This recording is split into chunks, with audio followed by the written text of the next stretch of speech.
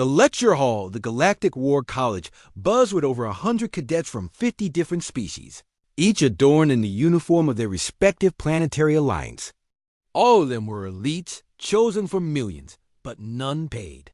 Attention to the quiet human who sat in the far back, typing softly into his HOLO-pad dot. His name was Elias Gray. No one noticed him. And that was his greatest weapon. Humans? Professor Vorkel scoffed during the introduction class, adjusting his metallic monocle. Primitive deathworlders with an evolutionary bias for chaos.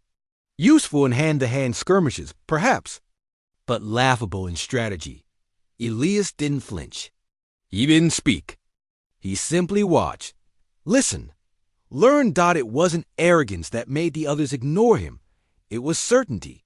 Humanity was still a newcomer to the galactic fold, barely 50 years in, and their only notable contributions so far had been surviving.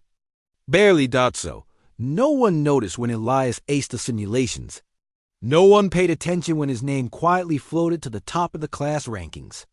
No one realized that in every group war game, the winning plan, the flawless plan, had Elias at its heart. Until the Zarnith crisis.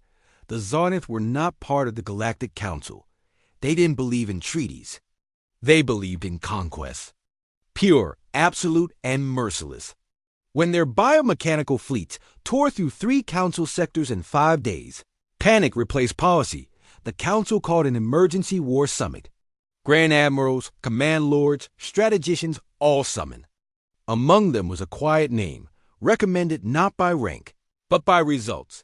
Elias Gray, human, cadet. The council chamber laughed when his name was called. The Harkathi High Strategist bellowed, "This is not a school simulation. This is war."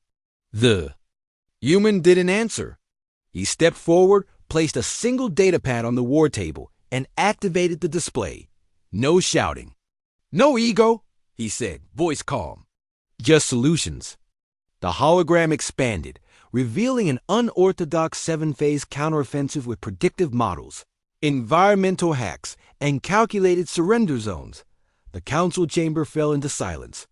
The simulations ran. Every time, victory, fast, minimal loss. "How did you devise this?" One admiral asked, stunned. Elias's answer was simple. "I observe how they think. Then I plan how to make them stop thinking."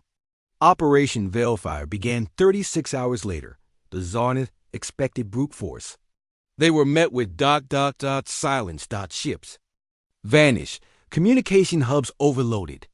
Ambush waited where there was supposed to be supply lanes. AI command chains were corrupted by viral code Elias had inserted into abandoned satellites. One of their hive generals was captured without a single shot being fired, lured into a false retreat. Each move Elias made was precise, predictive, almost inhuman. And then, the final blow, a feigned evacuation of an uninhabited moon that turned out to be a trap. Over 400 Zarnith warships were funneled into a narrow gravitational corridor where hidden rail cannon satellites obliterated them in under 2 minutes. It was called the Gray Silence.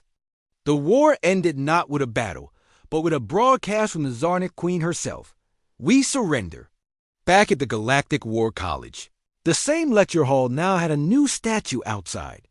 A human figure in a cadet's uniform, head lowered, datapad in hand. Professor Vorkel, once so proud, now taught Elias's methods as the Gray Doctrine. And Elias? He didn't take a fleet. He didn't claim a throne. He disappeared. Some say he now advises the council from the shadows. Others whisper that he returned to Earth to teach in silence. But among the stars, one fact remained universal. The quiet human had changed everything.